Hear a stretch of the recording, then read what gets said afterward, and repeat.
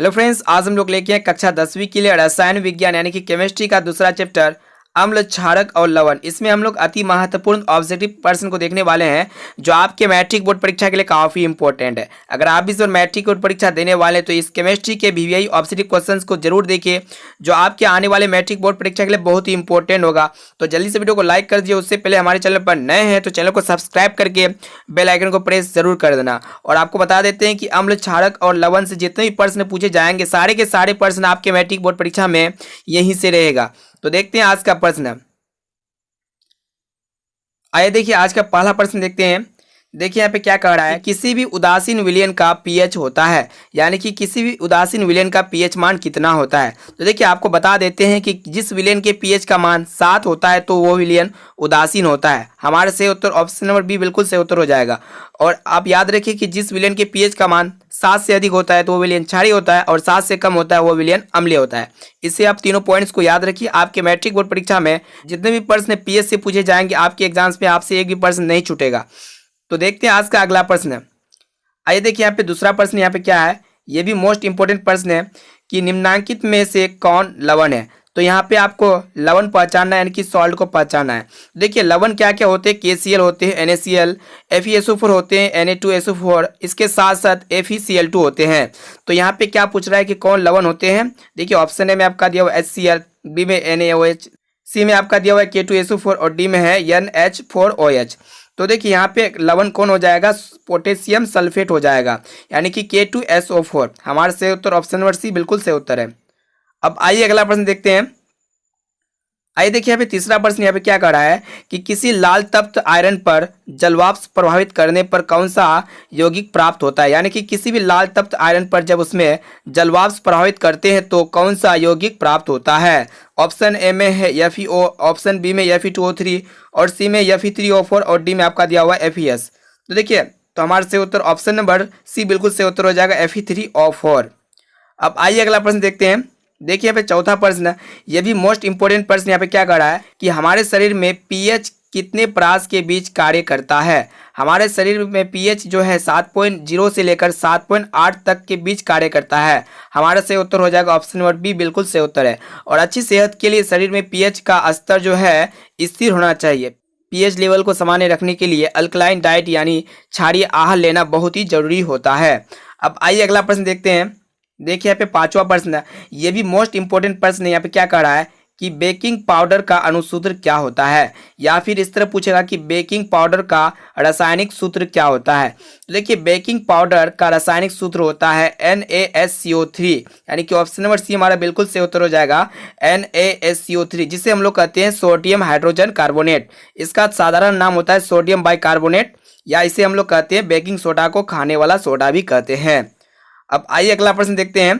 देखिए यहाँ पे छठा प्रश्न है, ये भी मोस्ट इंपोर्टेंट प्रश्न है कि निम्नलिखित में कौन विजातीय यौगिक है। तो देखिए विजातीय यौगिक क्या होते हैं कि विजातीय यौगिक विभिन्न पदार्थों से मिलकर बना होता है।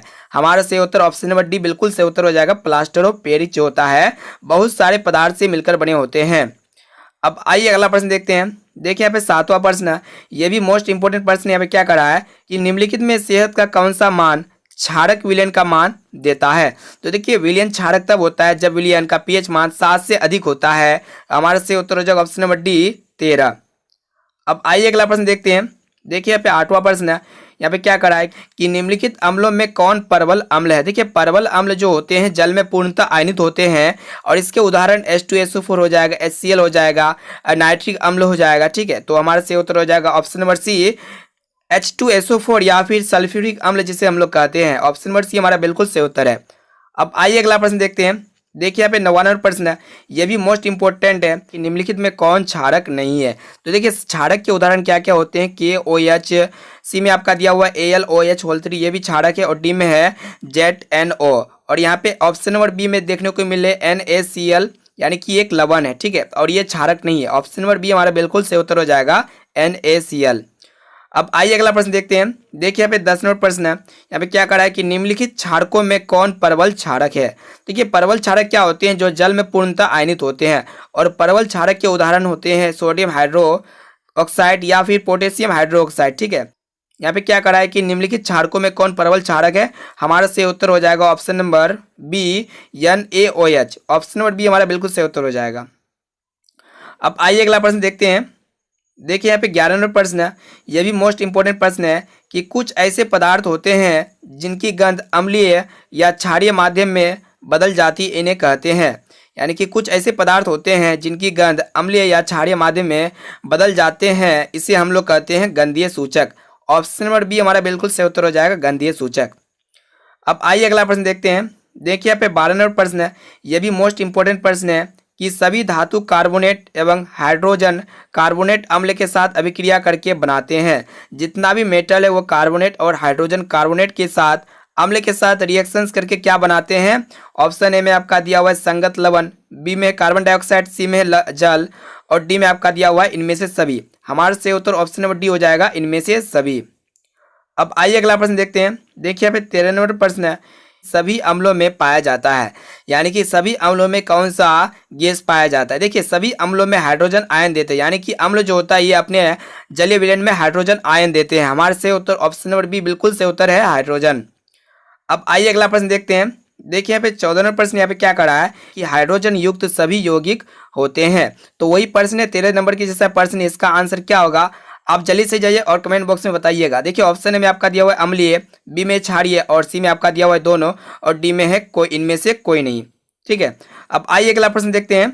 देखिए यहाँ पे 15 नंबर प्रश्न है, ये भी मोस्ट इंपोर्टेंट प्रश्न यहाँ पे क्या कर रहा है, जल में घुलनशील क्षारक के बारे में क्या सत्य है। यानी कि जल में जो घुलनशील क्षारक होते हैं उसके बारे में क्या कौन कौन से बात सत्य है। ऑप्शन ए में आपका दिया हुआ है इन्हें क्षार कहते हैं, बी में स्वाद करवा होते हैं और सी में आपका दिया हुआ है प्रकृति संक्षारण होती है और डी में है इनमें से सभी। तो देखिए क्षारक में क्या होते हैं कि इन्हें क्षार कहते हैं और स्वाद करवा होता है क्षारक का और प्रकृति संक्षारक होती है। हमारा सही उत्तर ऑप्शन नंबर डी बिल्कुल सही उत्तर हो जाएगा, इनमें से सभी। अब आइए अगला प्रश्न देखते हैं। देखिए यहाँ पे 16 नंबर प्रश्न, ये भी मोस्ट इंपोर्टेंट प्रश्न है। यहाँ पे क्या कर रहा है कि पीएच में पी सूचक है, यहाँ पे पीएच है और इसमें आपको पी के बारे में बताना है कि ये पी का अर्थ क्या होता है। तो देखिए पी का जो अर्थ होता है ये आपका पोटेंज होता है, ठीक है, जिसे हम लोग हिंदी में कहते हैं पूषांश। हमारे से उत्तर ऑप्शन नंबर ए बिल्कुल से उत्तर हो जाएगा और ये पोटेंज का अर्थ होता है पावर, ठीक है। और ये पीएच शब्द की उत्पत्ति दो शब्द से मिलकर बना होता है, ये पी का अर्थ होता है पोटेंज और एच का अर्थ होता है हाइड्रोजन। अब आइए अगला प्रश्न देखते हैं। देखिए यहाँ पे 17 नंबर प्रश्न है, ये भी मोस्ट इंपोर्टेंट प्रश्न यहाँ पे क्या कर रहा है कि एसिटिक अम्ल का प्राकृतिक स्रोत निम्नलिखित में से कौन है। यानी कि एसिटिक अम्ल जो है कौन से पदार्थ में पाए जाते हैं। देखिए ऑप्शन ए में आपका दिया हुआ संतरा, बी में सिरका और सी में इमली और डी में है टमाटर। तो देखिए एसिटिक अम्ल जो है ये सिरका में पाए जाते हैं। हमारा ऑप्शन नंबर बी से उत्तर हो जाएगा सिरका। अब आइए अगला प्रश्न देखते हैं। देखिए यहाँ पे 18 नंबर प्रश्न है, यह भी मोस्ट इंपोर्टेंट प्रश्न है कि सिट्रिक अम्ल का प्राकृतिक स्रोत है। यानी कि सिट्रिक अम्ल जो है कौन से पदार्थ में पाए जाते हैं। ऑप्शन ए में इमली, बी में टमाटर, सी में संतरा नींबू और डी में है दही। तो देखिए सिट्रिक अम्ल जो पाए जाते हैं ये संतरा और नींबू में पाए जाते हैं। हमारे से उत्तर ऑप्शन नंबर सी बिल्कुल से उत्तर हो जाएगा। अब आइए अगला प्रश्न देखते हैं। देखिए यहाँ पे 19 नंबर प्रश्न यहाँ पे क्या कर रहा है कि टार्टरिक अम्ल इनमें से किस में पाया जाता है। यानी कि टार्टरिक अम्ल जो है इनमें से कौन से पदार्थ में पाए जाते हैं। ऑप्शन ए में है टमाटर, बी में इमली और सी में दही और डी में है सिरका। तो हमारे से उत्तर हो जाएगा इमली में जो है टार्टरिक अम्ल पाए जाते हैं, ठीक है। यानी कि ऑप्शन नंबर बी हमारा बिल्कुल से उत्तर हो जाएगा इमली। अब आइए अगला प्रश्न देखते हैं। देखिए यहाँ पे 20 नंबर प्रश्न है, ये भी मोस्ट इंपोर्टेंट प्रश्न है। देखिए यहाँ पे क्या कर रहा है कि लैक्टिक अम्ल का प्राकृतिक स्रोत है। देखिए लैक्टिक अम्ल जो है कौन से पदार्थ में पाए जाते हैं। ऑप्शन है दही, बी में है इमली और सी में सिरका और डी में आपका दिया हुआ है टमाटर।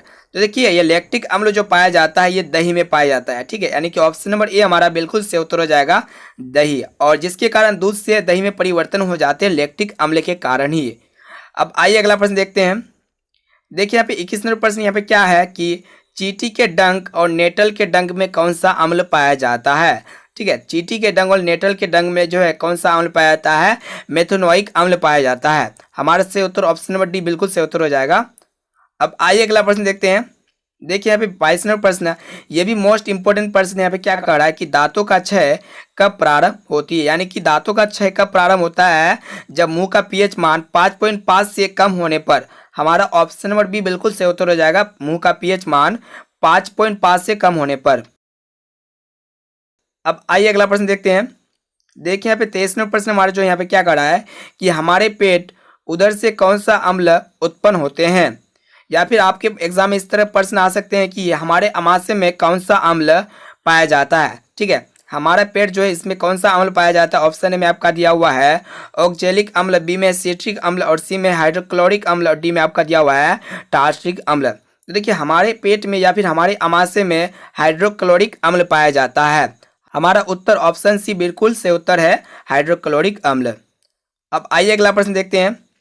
देखिए यहाँ पे 24वां प्रश्न, ये भी मोस्ट इंपोर्टेंट प्रश्न यहाँ पे क्या कर रहा है कि हाइड्रोक्लोरिक अम्ल एवं सोडियम हाइड्रोक्साइड के विलयन की अभिक्रिया से उत्पन्न लवण को क्या कहते हैं। यानी कि जब हाइड्रोक्लोरिक अम्ल और सोडियम हाइड्रोक्साइड के विलयन जब आपस में रिएक्शंस करते हैं और इसमें जो लवण उत्पन्न होते हैं इसको हम लोग क्या कहते हैं, कौन से लवण कहते हैं।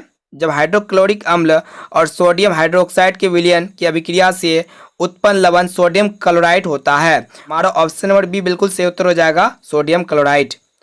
अब आइए अगला प्रश्न देखते हैं। देखिए यहाँ पे 25वां प्रश्न, ये भी मोस्ट इंपोर्टेंट प्रश्न है कि धोने का सोडा का रासायनिक सूत्र है, यानी कि वॉशिंग सोडा जो होता है उसका केमिकल फॉर्मूला क्या होता है। तो देखिए धोने का सोडा का जो रासायनिक सूत्र होता है Na2CO3 10H2 होता है। हमारा ऑप्शन नंबर ए बिल्कुल सही उत्तर हो जाएगा, Na2CO3 10H2, और इसका साधारण नाम होता है सोडियम कार्बोनेट। अब आइए अगला प्रश्न देखते हैं। देखिए यहाँ पे 26वां प्रश्न यहाँ पे क्या कर रहा है कि बेकिंग सोडा का रासायनिक नाम है। देखिए बेकिंग सोडा का जो रासायनिक नाम होता है सोडियम हाइड्रोजन कार्बोनेट होता है। हमारा सही उत्तर ऑप्शन नंबर बी बिल्कुल सही उत्तर हो जाएगा, सोडियम हाइड्रोजन कार्बोनेट। और ये बेकिंग सोडा का जो रासायनिक सूत्र होता है NaHCO3 होता है, NaHCO3। अब आइए अगला प्रश्न देखते हैं। देखिए यहाँ पे 27वां प्रश्न है, ये भी मोस्ट इंपोर्टेंट प्रश्न यहाँ पे क्या कर रहा है कि बेकिंग सोडा का रासायनिक सूत्र क्या होता है। देखिए आपको अभी बताया कि बेकिंग सोडा का जो रासायनिक सूत्र होता है NaHCO3 होता है, यानी कि ऑप्शन नंबर सी हमारा बिल्कुल सही उत्तर हो जाएगा, NaHCO3।